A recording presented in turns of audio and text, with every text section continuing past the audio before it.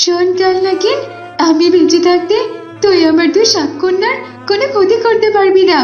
তোর জীবনের প্রতি যদি কোনো মায়া থেকে থাকে তাহলে তুই এক্ষুনি এখান থেকে চলে যা। চলে যা বলছি। আরে বোকা শালিনী, তুই তোর জীবন নিয়ে এখান থেকে যেতে পারিস নাকি সেই কথা তুই আগে ভাব। সাধারণ পশু হয়ে লড়াই করবি কিনা একজন কালনাগিনের সাথে? মা মোহিনী, রোহিণী, এই কাল নাগিন তোদেরকে যে বাঁচতে দেবে না। তোরা এক্ষুনি এখান থেকে পালিয়ে যা মা। আমি এই কাল নাগিনকে এক্ষুনি আটকাচ্ছি। যা মা, পালিয়ে যা, তোরা পালা এখান থেকে। না না মা, তোমাকে একা ফেলে আমরা কিছুতেই যেতে পারবো না। ওই শয়তান নাগিন আমাদের দুই বোনকে মেরে ফেললেও আমরা যাব না মা। আমরা তোমাকে হারাতে পারবো না। না রে মা, এভাবে বলিস না। তোদের মাকে আমি বাঁচাতে পারিনি। তোদের মাকে আমি কথা দিয়েছি রে মা, আমি বেঁচে থাকতে তোদের কোনো ক্ষতি আমি হতে দিব না। আমার দিব্যি, তোরা এখান থেকে পালিয়ে যা মা, পালিয়ে যা। মোহিনী আর রোহিণী তার মায়ের কথা মতো তার মাকে রেখে সেখান থেকে পালিয়ে যায়। আর তখন কালনাগিন রেগে গিয়ে শিউলি শিয়ালিনীকে তার জাদু শক্তি দিয়ে সেখানেই মেরে ফেলে। আমার হাত থেকে পালিয়ে যাওয়া এত সহজ না। আমি তোদের দুজনকে ঠিকই খুঁজে বের করব, আর নাগরাজ্যের নাগমণিও আমি হাসিল করে নেব।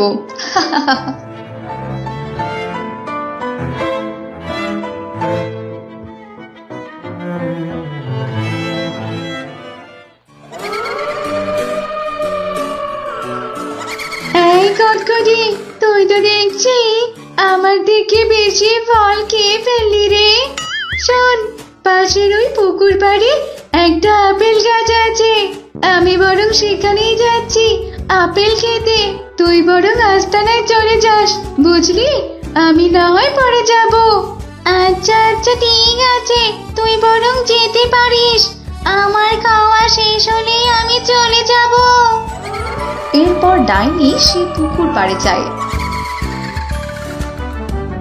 আর যেমনি আপেল গাছ থেকে আপেল পাড়তে যায় অমনি সে দুই সাপ ছানাকে দেখতে পায়। সাপ ছানা দুটি ডাইনিকে দেখে ভয়ে ভয়ে বলতে থাকে, ডাইনি মাতা, আমাদের মারবেন না।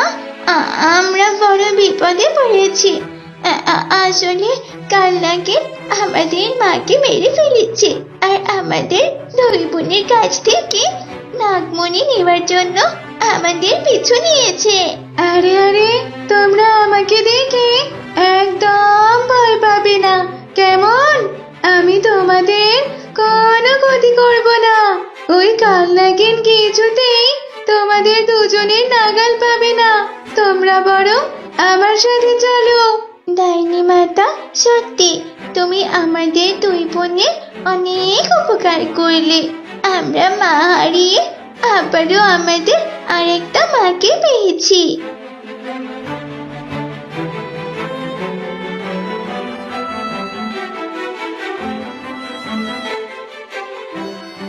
আজ থেকে তোমরা দুই বোন এখানেই থাকবে।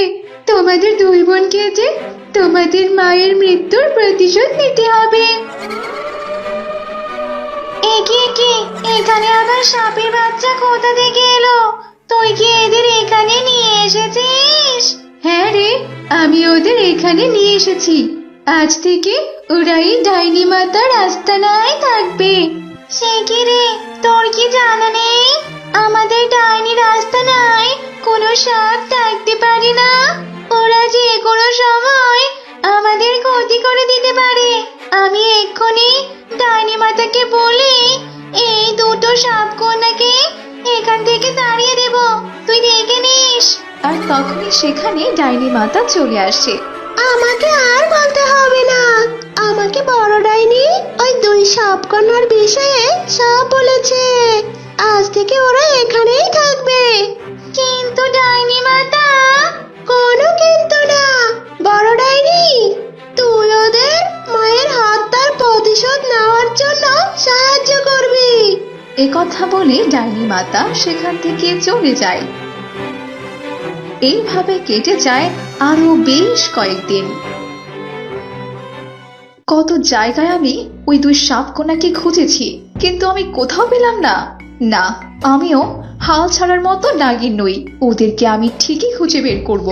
মা মোহিনী, রোহিণী, আজ থেকে তোমরা নাগরাজ্যের সমস্ত শক্তি অর্জন করেছো। এখন ওই কালনাগিন তোমাদের আর কোনো ক্ষতি করতে পারবে না মা। ওই কালনাগিনকে তোমরা নিমিষেই হত্যা করতে পারবে। ডাইনি মা, তোমার ঋণ আমরা দুই বোন কখনোই শোধ করতে পারবো না। তোমাকে আমরা দুই বোন আমাদের মায়ের মতোই ভালোবাসবো। আমার কেন জানি না মনে হচ্ছে এর আশেপাশে ওই দুই সাপকন্যা আছে। আরে ওটা আবার কিসের আস্তানা? আমি বরং একবার ওখানে গিয়েই দেখে আসি।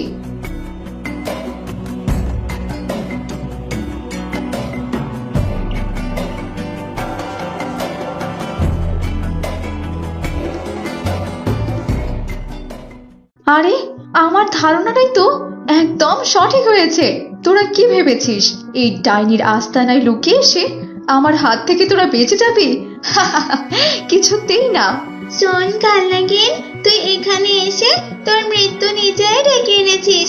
আমাদের দুই বোনের ছবলে আজ তোর মৃত্যু হবে, তুই দেখিস। এই বলে রোহিণী ও মোহিনী কালনাগিনকে ছোবল মারে, আর কালনাগিন ছটফট করতে করতে সেখানেই মারা যায়। রোহিণী, মোহিনী, এখন তোমরা দুই বোন তোমাদের নাগরাজ্যে ফিরে যাও মা। নাগরাজ্যে নাগবনি তোমাদেরকে যে আগলে রাখতে হবে। চলো, আমি তোমাদের দুই বোনকে নাগরাজ্যে রেখে আসছি।